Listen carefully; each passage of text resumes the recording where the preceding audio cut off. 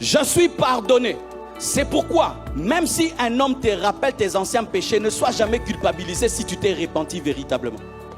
Même si tu as attrapé un homme dans le péché et on t'a attrapé dans le péché, si tu t'es repenti, même si les hommes continuent à en parler et il y a ta vidéo sur internet, Dieu a déjà effacé cette vidéo dans sa pensée.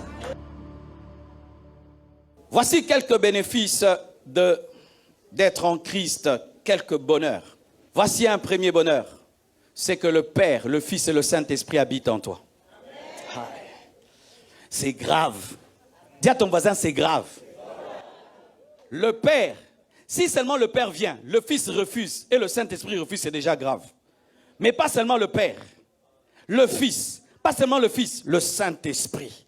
Mon frère, si dans ta maison seulement, le président des États-Unis habite dans ta maison, directement le quartier est sécurisé.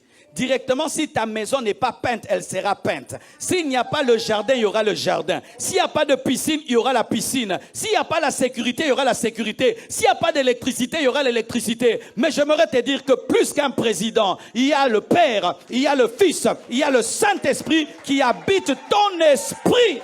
Oh, gloire à Dieu! Ainsi donc, je suis la personne la plus sécurisée sur la terre. Parce que si seulement un président habite une avenue, il y a des gardes du corps partout. S'il y en a 2 maintenant, c'est comment? S'il y en a 3, cette avenue est comment? Frère, si tu ne le sais pas, quand tu dors, il y a trop d'anges autour de toi. Mais on vous parle trop des démons et des démons et des démons, de sorte que vous n'avez plus conscience de qui vous êtes en Jésus. Dieu habite en toi. Le Père habite en toi. Le Fils habite en toi. Le Saint-Esprit habite en toi. Tu es le temple du Saint-Esprit. Tu es la maison du Saint-Esprit. Oh, dis-le, je suis la maison du Saint-Esprit. Et là où se trouve l'Esprit, se trouve Jésus. Là où se trouve Jésus, se trouve le Père. Alléluia. Tu ne peux pas avoir le Père sans avoir Jésus. Tu ne peux pas avoir Jésus sans avoir le Saint-Esprit. Là où est Jésus, vient le Saint-Esprit. Et si tu as l'Esprit, tu as le Père. Parce que le Père et le Fils sont un. J'ai Dieu en moi. J'ai Dieu en moi. Tu as Dieu en toi. Tu as Dieu en toi. Et comment un sorcier peut t'envoûter? Comment un magicien peut t'envoûter? Comment tu peux croire qu'un sorcier peut te bloquer? On ne peut pas te bloquer. Si seulement tu comprends ça, tu seras heureux. Tu dormiras dans la paix. Et même si tu habites un quartier de magiciens, tu n'auras pas peur. Parce que Dieu, quand il vit parmi les magiciens, ce sont les magiciens qui tremblent.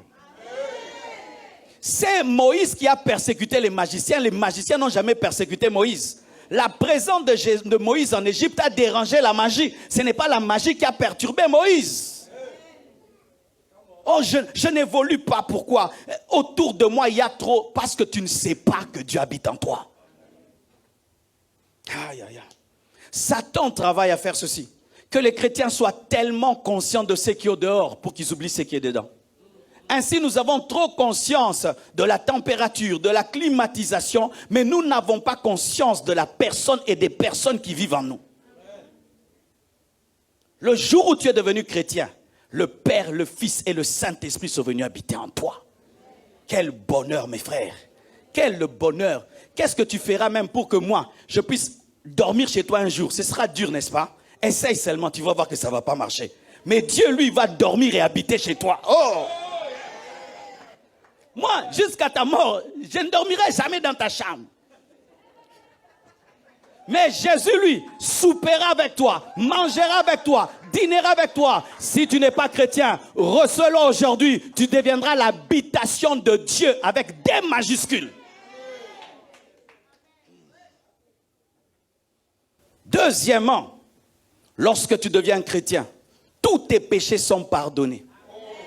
Même si tu as tué le monde entier. Je vais vous choquer. Si Hitler avait reçu Jésus avant de mourir, Dieu lui a pardonné.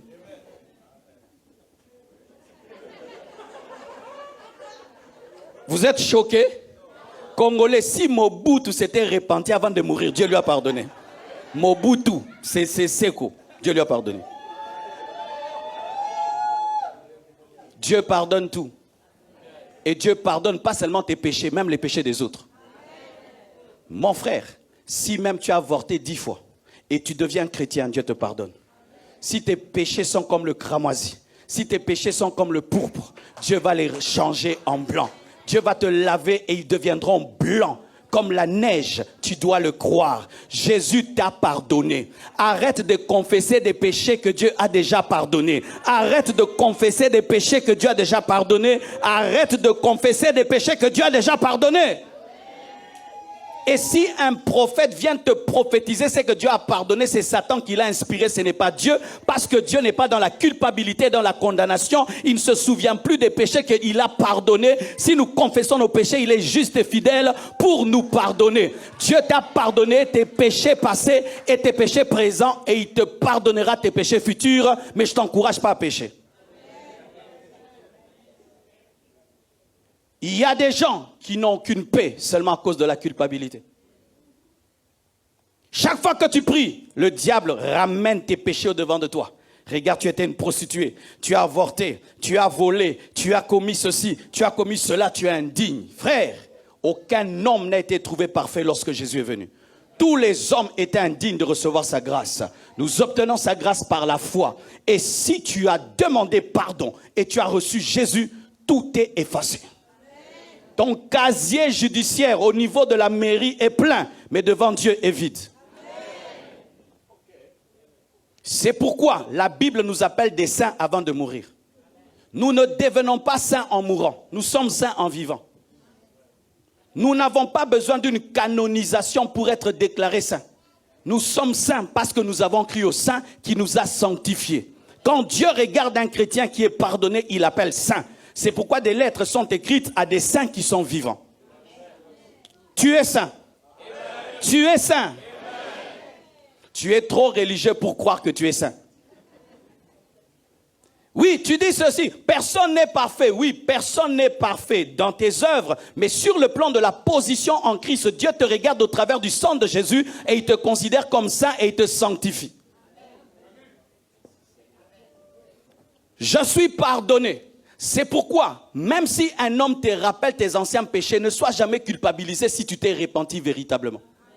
Même si tu as attrapé un homme dans le péché et on t'a attrapé dans le péché, si tu t'es repenti, même si les hommes continuent à en parler et il y a ta vidéo sur Internet, Dieu a déjà effacé cette vidéo dans sa pensée.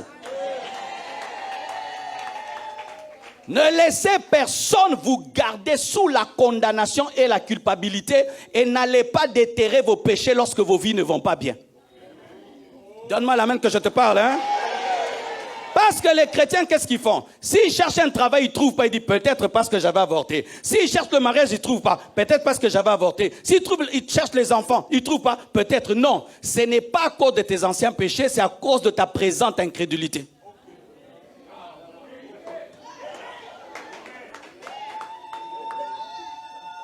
Mes frères et sœurs, quand Dieu pardonne, il ne pardonne pas comme un homme. Il pardonne comme Dieu. Et il accorde un pardon parfait. Tous tes péchés passés sont pardonnés. Quand Dieu te voit, il ne voit plus le mal. Oh, merci Jésus. Oh, merci Jésus. Merci Jésus. Et nous sommes lavés non pas par du savon, mais lavés par le sang de son Fils. Oh, alléluia. Je connais des grandes marques qui lavent bien les vêtements. Mais quand tu vas chercher là-bas, il y a de l'eau chaude ou il y a du savon ou il y a une machine terrible. Mais quand tu vas dans la blanchisserie de Dieu, tu ne trouves aucune machine, tu ne trouves aucun savon, mais tu trouves le sang, le sang, le sang, le sang de son Fils Jésus. Quand tu vas voir Dieu laver nos robes, il utilise le sang. Le sang de Jésus a coulé pour que tu sois sans tache devant Dieu. Arrêtez de confesser 1000 fois un péché déjà pardonné, vous énervez Dieu. Lorsque tu reviens toujours avec le même péché devant Dieu, tu énerves Dieu. C'est comme mon enfant, il casse la télé. Et puis il dit pardon papa, je lui pardonne. Et puis quand on mange, pardon papa, pourquoi? La télé. On joue un peu au foot, pardon papa, la télé. On joue un peu au basket, papa, j'ai petit, tu as un problème? Maintenant, ce qui va m'énerver, ce n'est pas la télévision cassée, mais c'est l'incrédulité par rapport au pardon. Ce qui énerve Dieu dans ta vie, c'est l'incrédulité par rapport à la grâce. Depuis que tu es devenu chrétien, Dieu a tout oublié. Quoi, tu aimerais quoi? Que je te dise de donner de l'argent pour être pardonné. Bizarrement, nous aimons beaucoup souffrir pour être pardonné parce que la grâce est trop facile, c'est pourquoi elle est compliquée. Un jour, un grand professeur d'université vient et il dit, d'une école vient et il dit, je vais vous donner un examen. Et il vient et il dit, 2 plus 2 font combien? Et il s'assied. Les élèves disent, il y a un piège. Parce qu'à ce niveau-ci, on ne peut pas poser une telle question. Donc il y a un piège. Même dans la virgule là, dans égal là, il y a un piège. Toute l'école a échoué. Et quand le professeur venait, il a dit non, ça fait 4. Il a dit non, professeur, ça ne peut pas faire 4. Pourquoi? Ça devait avoir un piège. Pourquoi? C'est trop facile.